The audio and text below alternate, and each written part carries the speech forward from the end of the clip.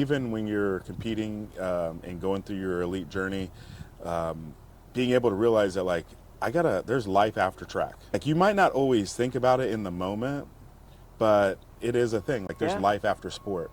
He was like, you know the difference between like yourself and those kids, like the people that just got on this track right now? Like, do you know what makes you different? And I'm like, we train at 10?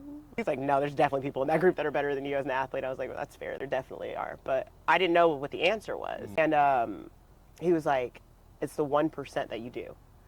The things that you think that you don't need to do, he was like, it's 1% difference between you being in this training group and being able to go on this journey that you're going on and being in college. It's doing the 1%. It's doing the foam rolling that you don't want to do at night. It's being the first person at the track, being the last person to leave. Like how you show up to this one thing is how you're going to show up to everything.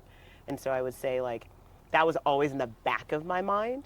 Like this is a 4-year process. And he was like, no matter if you get on a podium or you don't get on a podium, your biggest real gift is going to be you need to have someone that you walk off of that podium as, regardless if you get on top of it or not.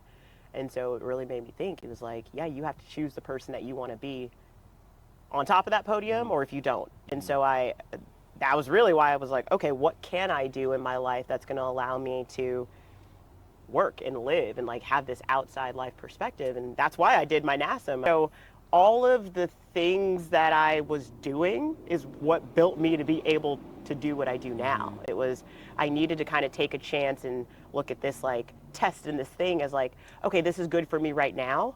But that right now ended up combined with like my observation and learnings as being a heptathlete and that journey that I was on as growing to be an athlete, but also a human, was exactly what I do in leadership coaching. Like my bread and butter is helping people navigate transition.